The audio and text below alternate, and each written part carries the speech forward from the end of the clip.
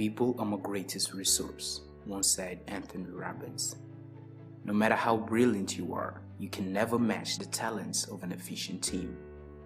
That's why knowing how to deal with other people is a crucial skill everyone who wants to improve his social life and increase his social circle of influence should have. And learning to make your conversations more interesting can be a very useful tool since it directly affects our social life. I'm going to use some ideas from the book How to Win Friends and Influence People by Dale Carnegie to help me answer this question. So the first thing to make a conversation more interesting is to be genuinely interested in it. Although this might sound like a very generic tip, it is true. People like to talk about themselves and express their feelings. When they start a conversation, they are more interested to talk than to listen. They are more interested to share what they think and feel understood by the other person. They want to be listened. They do not want a conversationalist. What they really want, what they're really interested in, is a good listener. So when you give them what they really want, when you give them exclusive attention to what they're saying, they feel more interested in the conversation. They find you a good conversationalist when, after all, you are merely a good listener. To be a good listener, you have to find interest in the topic that they are talking about.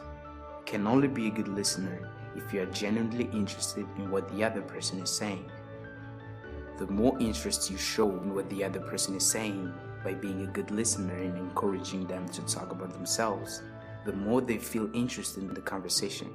Not necessarily because they have a bunch of interesting stories and jokes to tell them, but because they finally found someone who will understand them, someone who will attentively listen to what they have to say.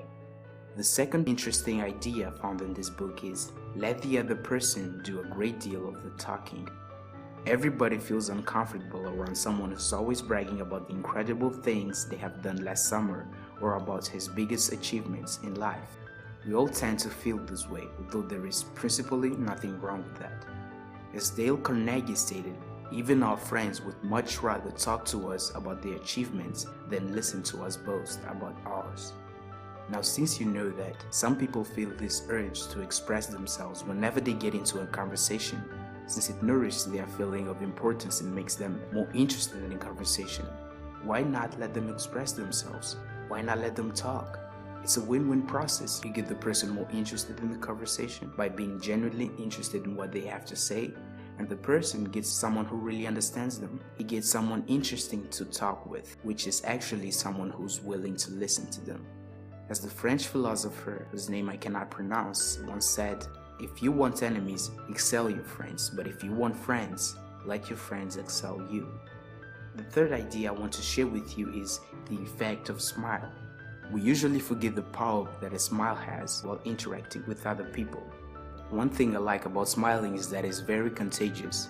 If you feel like smiling whenever you see a toothless baby smile, then you know what I'm talking about. Smiling to someone you're talking to has the exactly same effect.